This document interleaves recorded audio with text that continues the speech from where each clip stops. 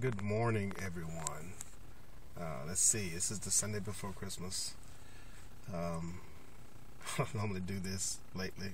It's been a while since I've really done the whole suit and tie thing, but thought I'd do something a little different this Sunday. Hey, don't tell anybody, but I spilled some coffee on my tie. It's a couple of small drips of coffee on the tie. But anyway, I told y'all this was going to be real. I just wanted to share, there's something that God just dropped in my spirit. And it's one of those things where you know it, but it's like God brings it to life. It's just like you already knew something, but God gives you a better revelation of it.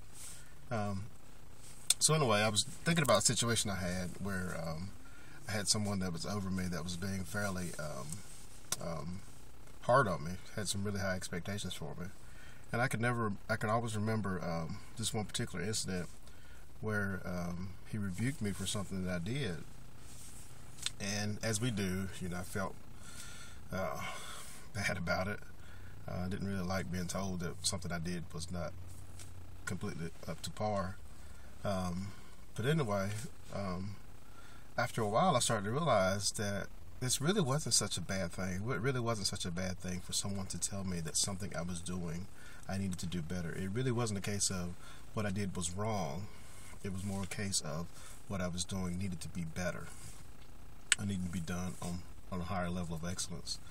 But I realized, it's just like the light bulb just went off. I realized, like in that situation, oftentimes people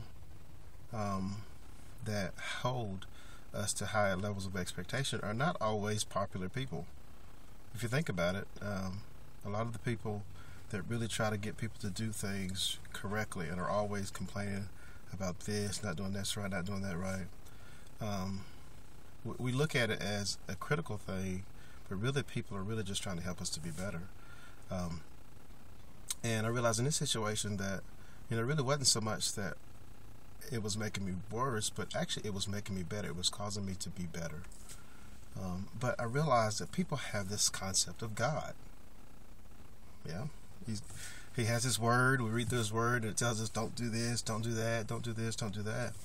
And a lot of times I think people think that that's a bad thing. And I think that's part of the reason why people fall out of relationship with God.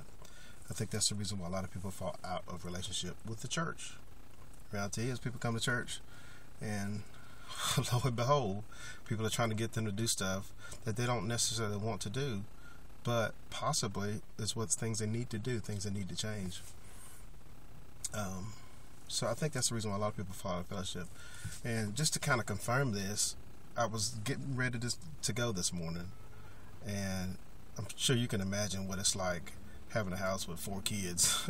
What that house is like on a Sunday morning. That's all trying to get ready for church. Pretty crazy. Turn the TV on for baby girl. She's 1. And lo and behold, Thomas the Train is on. Who would think that Thomas the Train would have a word for me? Have a word for you, possibly.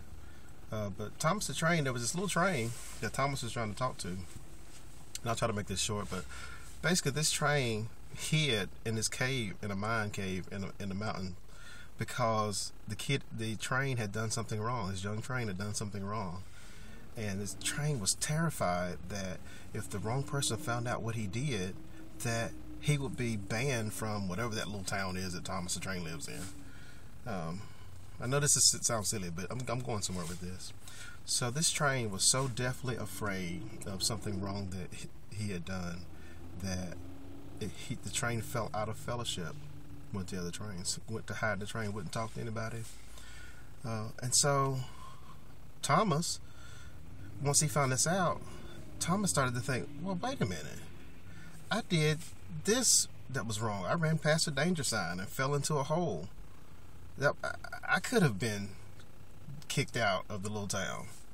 Thomas's friend said, yeah, I did such and such. And that was really bad, and I could have been kicked out. But the moral of the story is, this train was definitely afraid of being kicked out, when the train didn't even realize that just because you did something wrong didn't mean they were going to kick you out of the town. But this train had this concept. So, which one of you has possibly fallen out of fellowship with church? You've decided, I'm not going to do this anymore. Try not to cry here. You've decided that I'm just done. I'm tired of being convicted for things that I've done that are wrong. When oftentimes the conviction is totally internal, or it comes from people that do not have the full understanding of the grace of God. I'm here to tell you today that God died. God sent his son to die for the dumb stuff that we do. He knew it ahead of time. It's not like God's up there freaking out in heaven. Oh no, they did that again. God already knew the dumb stuff that I would do, and he sent his son to die. So as we're going into this Christmas holiday, I challenge someone who has fallen out of fellowship, who has this concept of God as being this guy that, like some of the people in the natural that we've experienced, that all they're doing is making us feel bad for the wrong things we've done. When in actuality, what God desires is for us to just be better. Yeah, he's just trying to make us better. So, Merry Christmas. It's about 10 o'clock here on the East Coast. For those of you on the East Coast, West Coast, y'all got plenty of time.